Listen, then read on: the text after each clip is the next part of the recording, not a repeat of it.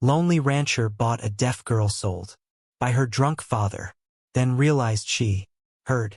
Texas, 1881. His days were long and silent. He had no family.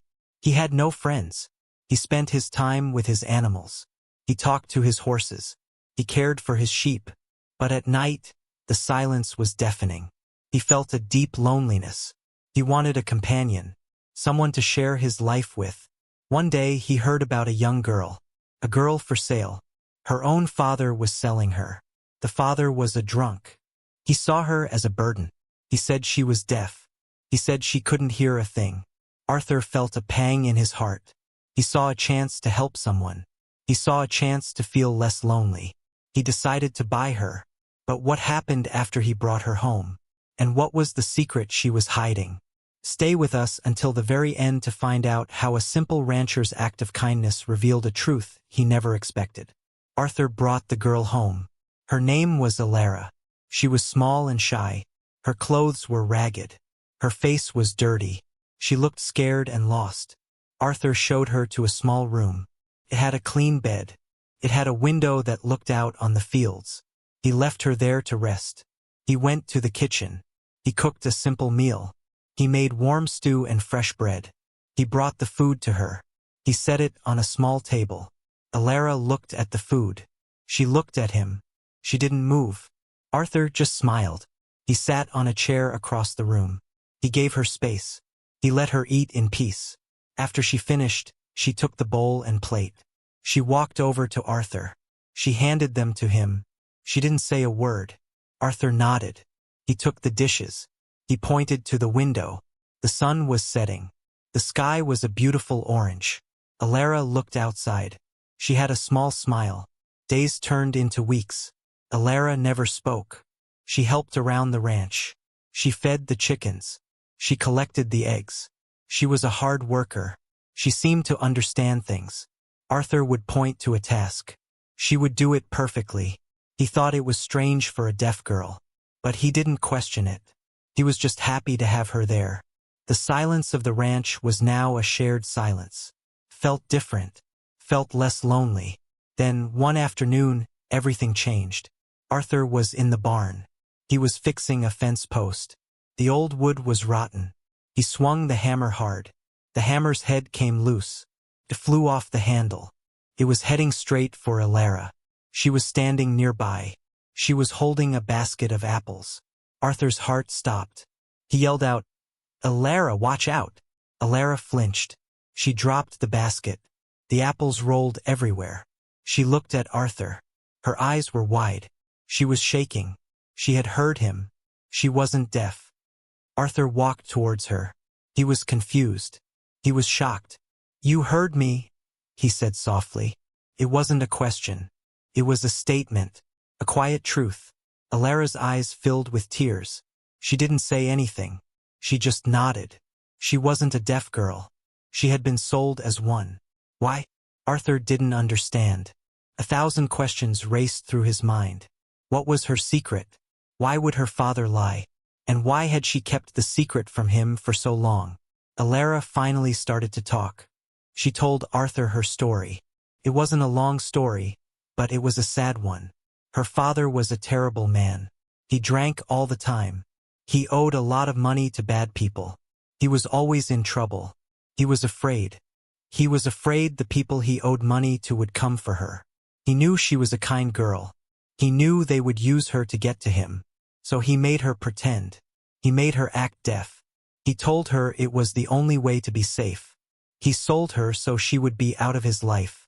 He wanted her to be far away. He thought he was protecting her. But Alara was tired of pretending.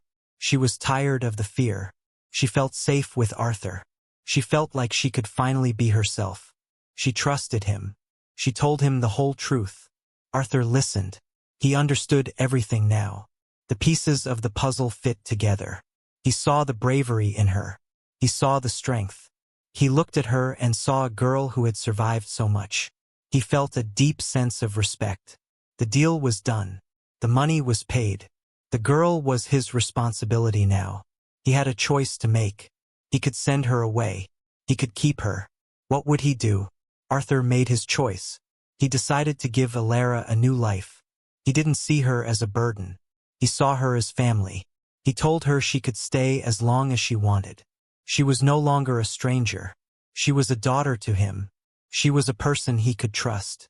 Alara's new life was full of simple joys. She learned to ride a horse. She helped Arthur with the chores. They ate dinner together every night. They talked about their day. The silence in the house was gone. It was replaced by the sound of two people sharing their lives. Arthur's loneliness disappeared. Alara's fear faded away. Their lives were linked now. They had both found what they needed: a home, family, a second chance. Arthur's act of kindness was a risk, but it led to a reward he never could have imagined. His ranch was no longer a lonely place. It was a home filled with love.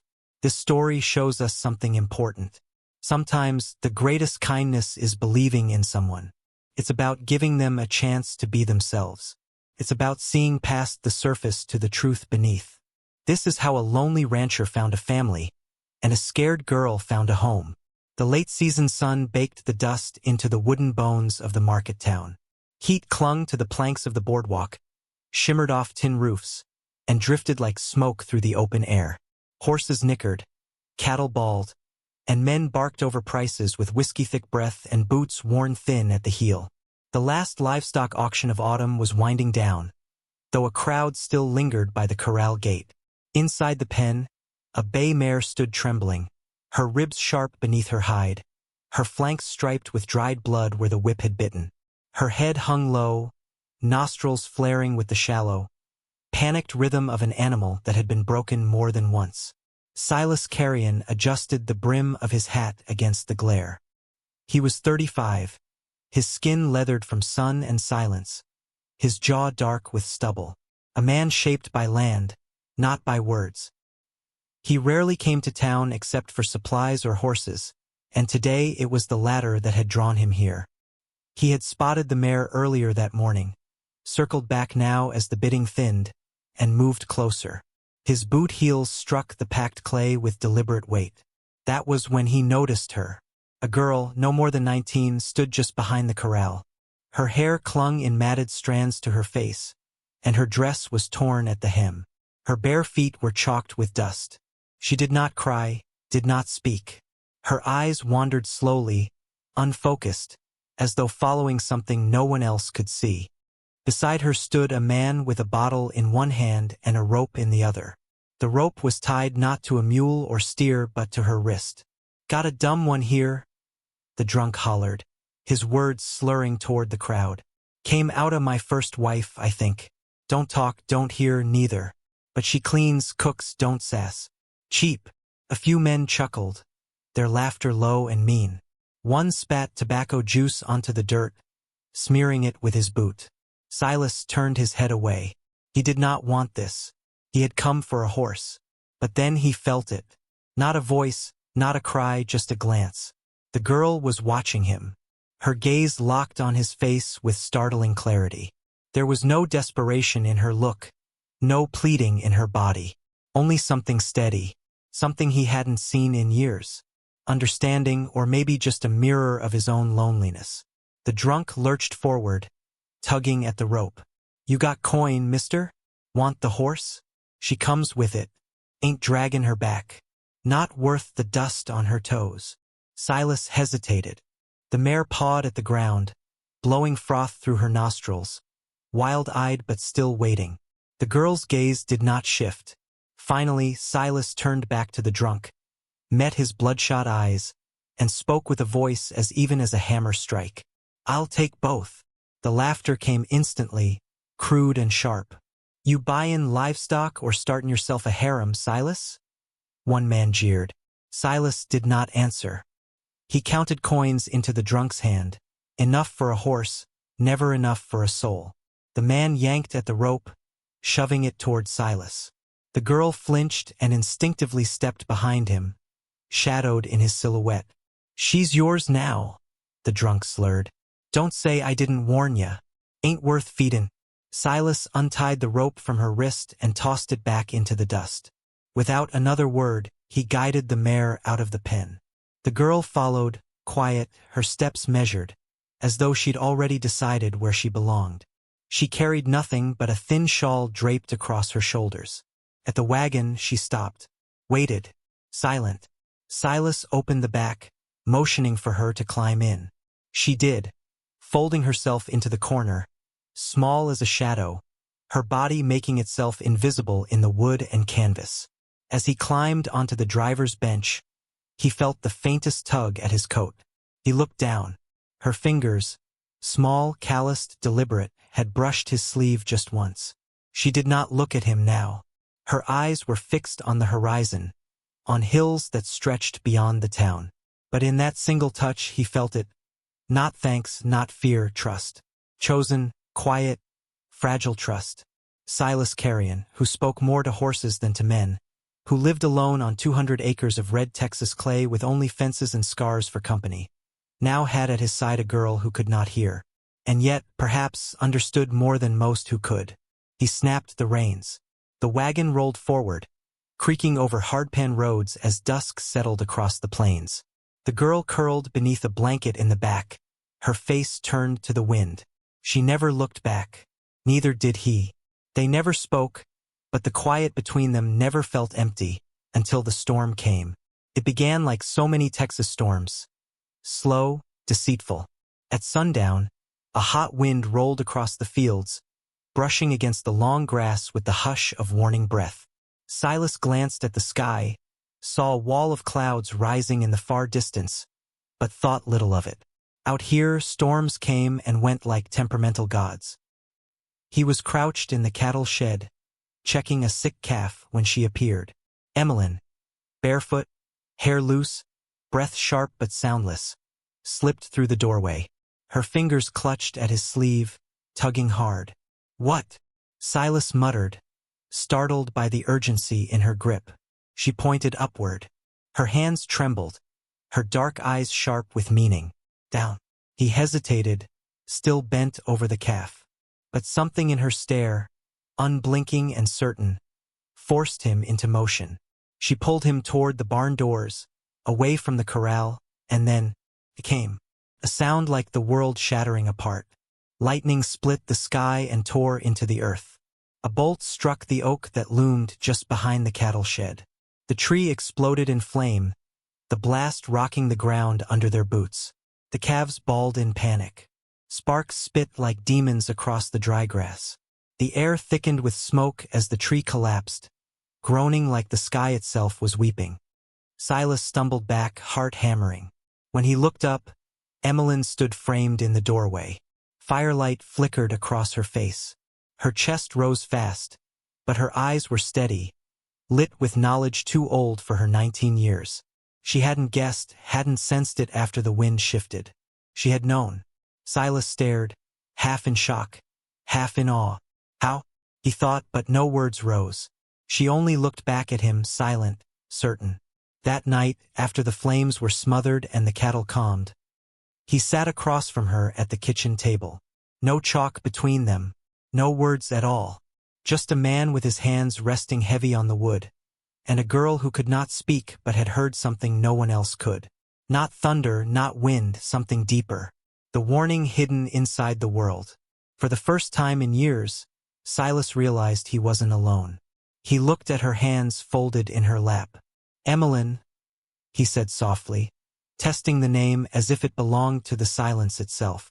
She lifted her eyes, and the silence answered. It was enough.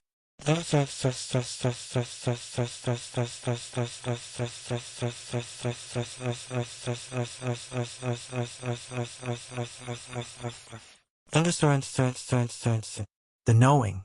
Since the storm, Silas had begun to watch her differently. Not with suspicion, but with the quiet curiosity of a man who had lived too long in his own solitude and now found himself shadowed by a presence he could neither explain nor deny. Emmeline never spoke. She never signed, rarely wrote more than her name. No books, no schooling, no words. And yet there were days when she seemed to know things before anyone else did. One morning, the lead cow stood alone in the pasture, not eating. Silas chalked it up to cold weather, made a note to watch her. But Emmeline moved without hesitation. She laid fresh straw in the birthing stall, drew water laced with mint from the well, and stood beside the cow, stroking her swollen belly in slow, circling motions. By sundown, the cow was in labor. She had known. Somehow, she had always known. Silas said nothing, but that night he found sleep elusive.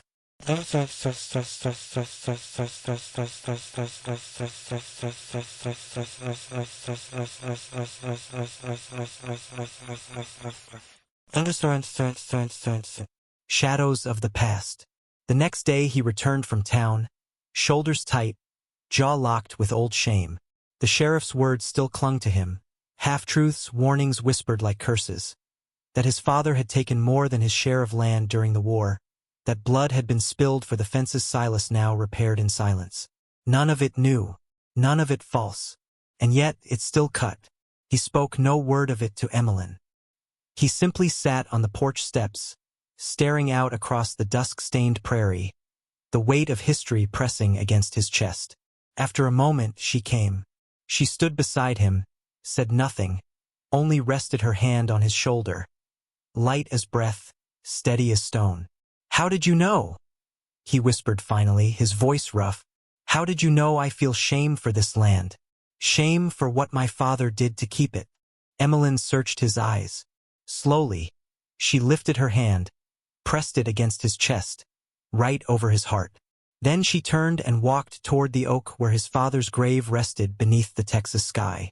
She had never read the stone, never asked, and yet she knew. That night Silas dreamed of war. Cannons thundered, hills burned.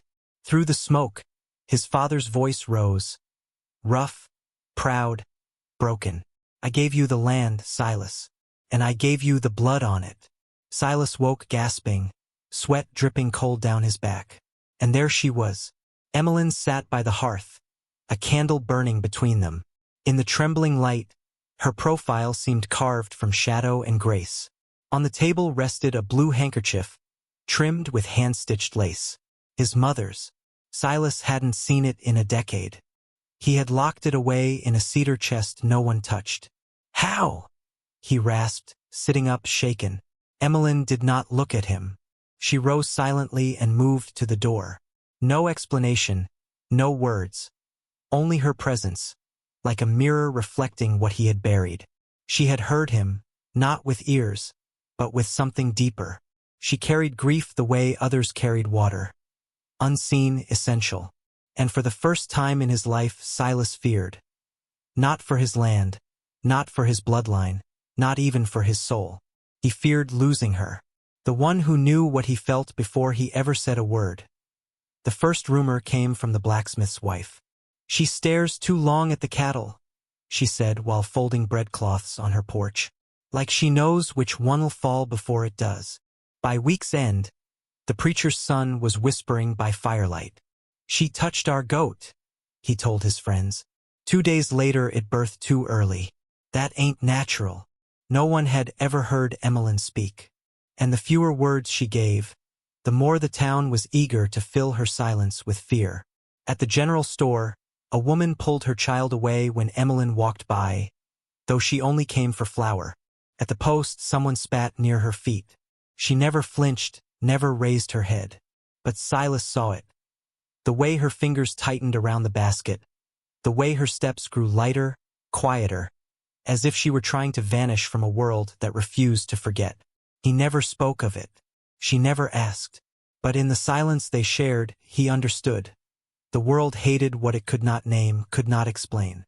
And the world had never known what to do with quiet kindness. The boy's fever rose like wildfire. His face burned crimson, his body convulsing in restless fits of sleep. The doctor never came. Instead, it was Emily who stepped through the barn's heavy doors, her presence quiet but commanding. She did not pause to ask permission. She simply knelt beside the cot, placed one hand upon the boy's chest, the other against his damp forehead, and closed her eyes as if listening to something far beyond the walls. When she rose again, she crossed the yard without a word, cut 3 herbs from Silas's drying rack, lavender, feverfew, and rabbit tobacco, and returned with a steaming cloth. She pressed the poultice gently against the boy's skin, then poured the steeped leaves into a tin cup. The child drank, lips trembling, but said nothing. By sunrise, he was sitting upright, cheeks flushed not with fever but with hunger. His mother wept as though she had witnessed a miracle. She clutched Emily's hand, words tumbling through her sobs. Thank you, but gratitude, like morning frost, does not last long in a town fed by fear. By the next day, whispers curled around the well. She never asked the symptoms. How did she know? How could she know? The words spread like smoke, and soon suspicion outweighed the mother's tears. 3 nights later they came, 8 of them, boots striking dust from the earth, torches unlit but carried like promises. They gathered at the gate of Silas's ranch. Shadows stretched long in the fading light. At their front stood Mr. Withers, an old man whose own daughter had not spoken to him in years, but whose voice now carried the authority of fear. "We want her gone," he said flatly. "That girl hears things she ought not." From the barn's doorway, Silas stepped into view. His beard was rough, his eyes sharper than the timber framing behind him. Arms crossed, stance unyielding, he answered. "She's mute." "That ain't the same as deaf," Withers snapped. "She knows things before they happen. Talks to animals like they talk back. One of my steers dropped dead last week. She was the only one who touched it. You think that's chance? She's cursed." The crowd murmured, the sound low and dangerous, fueled less by hatred than by certainty. Inside the house, Emily stood behind a curtain, watching the swell of faces. She did not see cruelty. She saw something worse, the kind of fear that believes itself righteous. Her hand moved toward the latch, ready to face them herself, but Silas raised his palm. "Stay." He stepped forward, boots sinking into the thawing mud. His voice was steady, unraised, but it carried. "She saved a child's life. Maybe she's the one who gave him the fever in the first place." A woman spat. Silas did not flinch. His tone remained calm, but his words struck like iron. "She is the only person I know who listens. Not with ears, but with her hands, her breath, her whole damn soul." The crowd stilled. He went on. "I've lived 35 years, and I can count on one hand the people who ever truly heard me. Not just my words, but my silences, my grief, my regrets. And she did it without saying a single thing." He let his gaze sweep over them, steady and unafraid. "You want to drive someone off for being different? For seeing the truths you're too afraid to face? Fine. But you'll have to go through me first." Silence. Withers opened his mouth, then closed it. No one moved. The torches never lit. One by one, boots turned heavy against the dirt, retreating into the night. When they were gone, the ranch fell quiet, save for the wind moving low through the grass. Inside, Emily placed a pot of cider near the fire.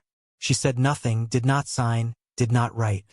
Instead, she sat beside Silas at the table. For a long while, neither spoke. Then, slowly, she extended her hand, fingers resting lightly on his. It was not gratitude. It was recognition.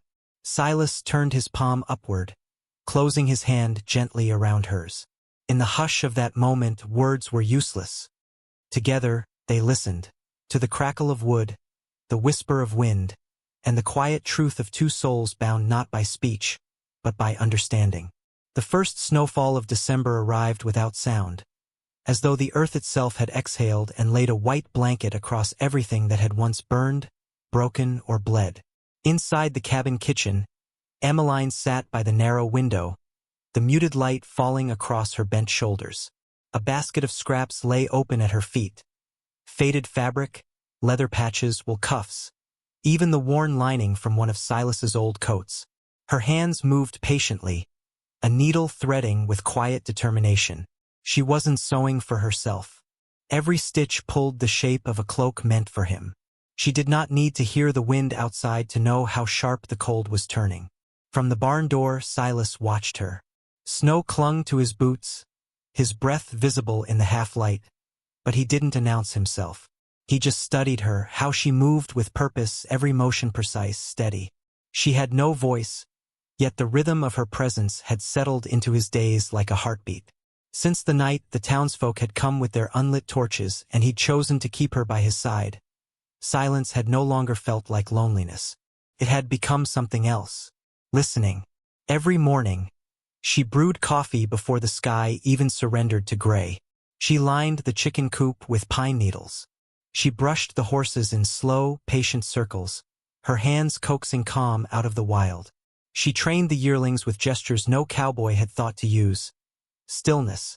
Then the slow rise of a hand, palm open, waiting. Always, impossibly, the animals listened. Silas had seen 100 men try to break a horse with rope, bit, or spur. None of them ever got the kind of surrender Emmeline earned in silence. The ranch had grown different since her arrival. Quieter, yes, but also fuller. Silas rode along the ridge, reins loose in his calloused hands, checking the fences before the storm he and Emmeline both knew was on its way. The horizon was already fading to dusk when his horse startled. A loose stone, maybe, or the scent of something carried on the wind.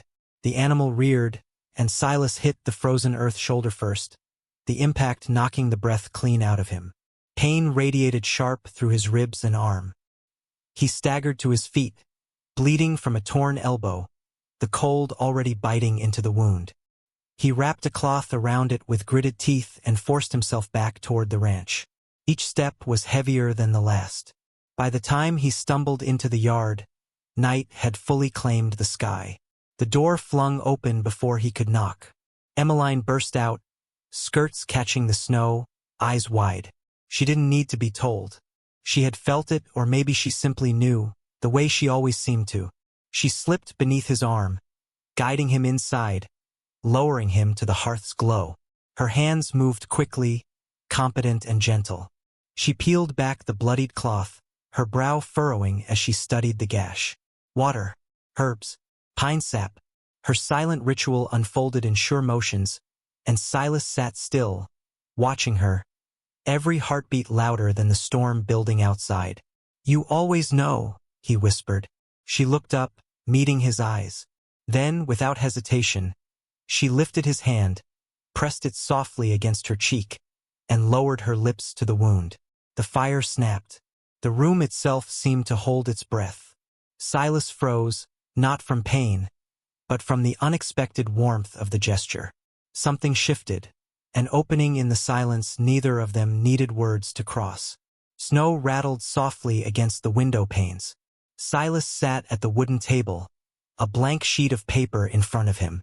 His hand moved carefully, deliberately, each letter shaped with weight. He turned it for her to read. "I want to hear your heart, if you'll let me listen with mine." Emmeline stared at the words, her fingers brushing over the ink, as if she could feel the truth pressed into the paper. Her eyes glistened, not with sorrow, but with something else. She reached across the table, touched his chest once, firmly, then let her hand fall back. And for the first time since he had known her, she smiled. Not the polite tilt of lips, not gratitude, but a smile like sunrise breaking across ice. Something unshackled, something alive. Outside, the storm gathered. Inside, silence had found its voice, and it was warm. Snow piled high along the ridge, but inside the cabin, warmth held steady. Emmeline teaching Silas the shapes of words with her hands. Water, fire, thank you. He fumbles, she guides, patient, steady. A Silas guiding her onto a saddle for the first time. She clutches the horn, terrified, but moves with the horse anyway, sensing its rhythm through her bones. A shared meals by the hearth, quiet glances carrying more than language ever could. Her small gestures he notices. The way she smiles when birds gather at dusk, the way she flinches at sudden sparks in the fire, the way she tilts her head when storms are near. His first shaky sentence in signs. "You make this place full." She touches her fingers to his lips. Not a kiss, but something equally intimate. "Thank you."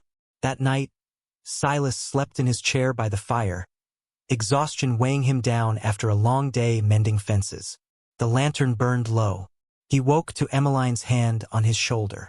Her eyes were sharp, urgent. She pointed to the barn. Outside, the wind had shifted, clouds racing over the moon. The air crackled, charged, unnatural. Inside the barn, the horses screamed and thrashed. Emmeline moved through them like she was made of calm, her touch steadying flanks, easing panic. A loud groan overhead. Silas glanced up. A beam split with a crack. "We need to move them," he shouted. But she was already at the mare's side, signing furiously. "Roof will fall now." Rain came down in sheets, hammering the earth as though the sky itself had split. The storm had gathered so fast, so violently, that even the cattle grew restless.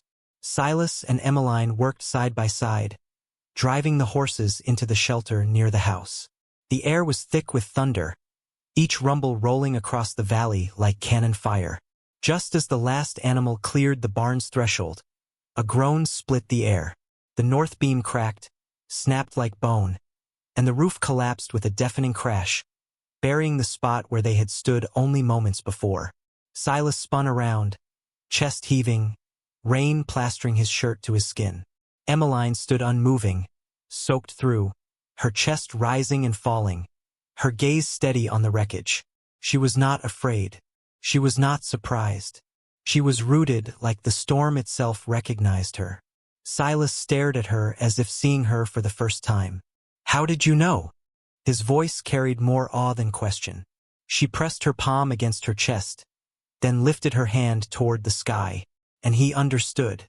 Later, in the cabin, the storm softened to a steady drumming on the roof. Silas laid a blanket over her shoulders and sat down beside her. He took her hand, slow and deliberate, and spelled into her palm, "You belong to this land." Her lips curved into the faintest smile. She guided his hand to her chest, pressing it gently against the rhythm of her heartbeat. Quiet, steady, the only rhythm that had never lied to her. In that moment, Silas felt something shift inside himself. She did not hear as others did. She heard deeper, and for the first time in his life, he realized he had been heard too.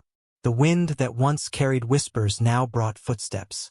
Hesitant ones at first, then trusting. Word spread quietly, not in sermons or shouted proclamations, but in the way real change always begins. Silently, in the spaces where fear once lived. The first to come was Tom Weaver, a ranch hand with a shoulder torn raw from a fall. The town doctor was away back east, and no one else knew the craft of healing bone and tendon.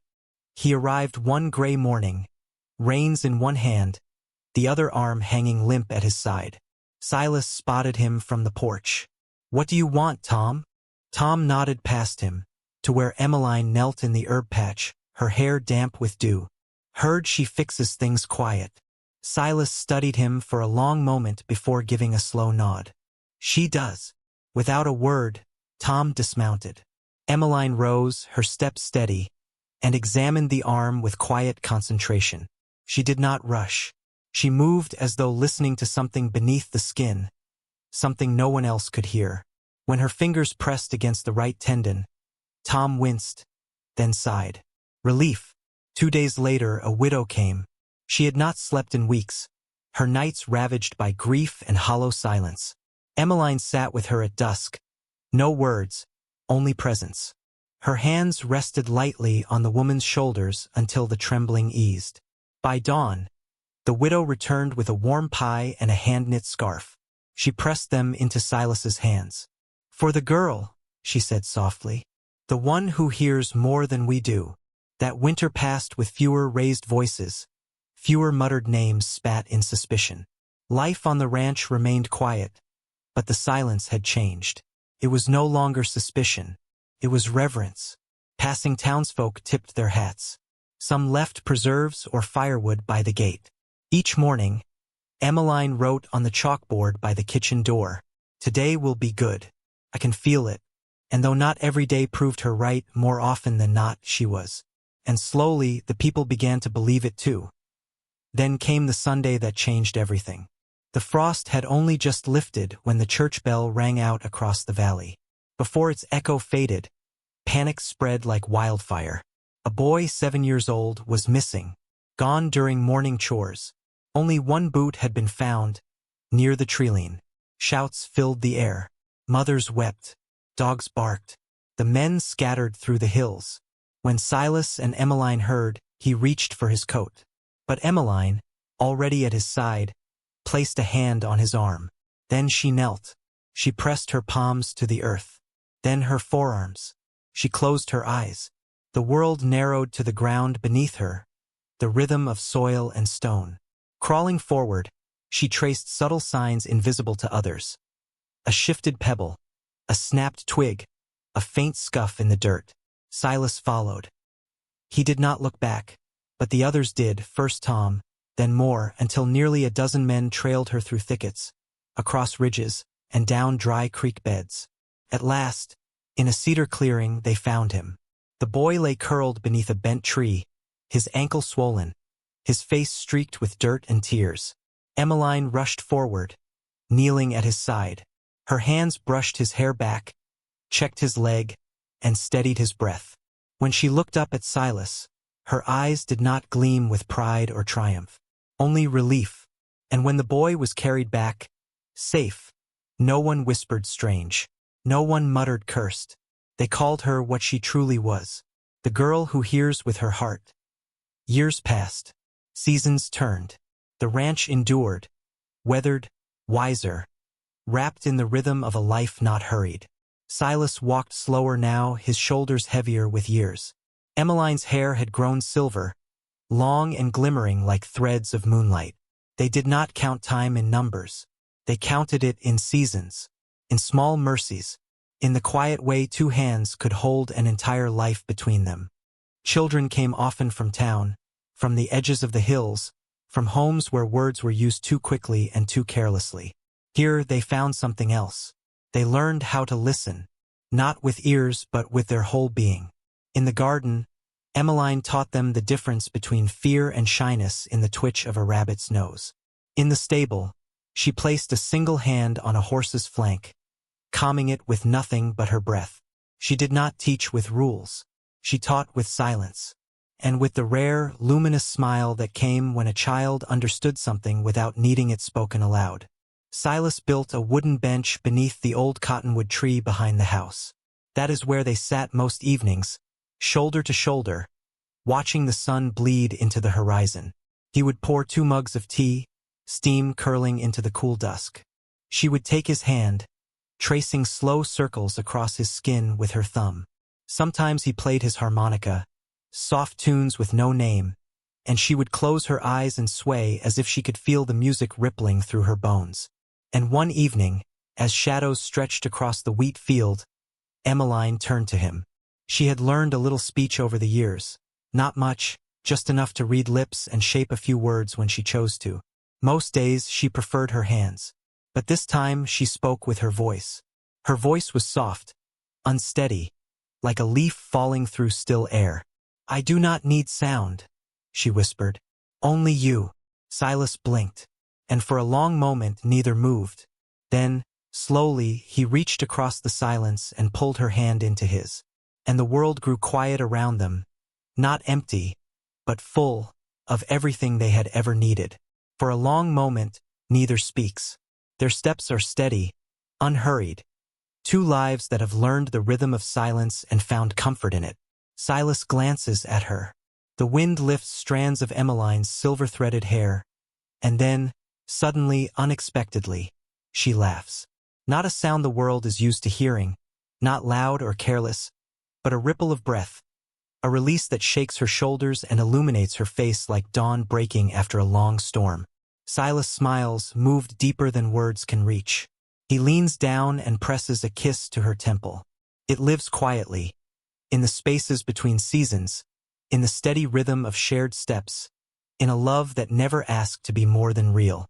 And if your heart has ever stilled at a gaze that understood you without a single word, then perhaps you already know their story. For love does not need a voice to be heard. It only asks for a soul brave enough to feel. Out on the quiet plains of the American West, where the wind and silence speak in the same tongue, A solitary rancher and a girl the world once called deaf discovered a language far deeper than sound. A language of hands, of glances, of hearts that learned to listen. They were no longer the outsiders, no longer feared. They had become something else entirely, the quiet heartbeat of a community learning, at last, to soften. And in the years that followed, when the old folks spoke of her, no one whispered the word witch anymore. They called her what she truly was, the woman who listened with her heart.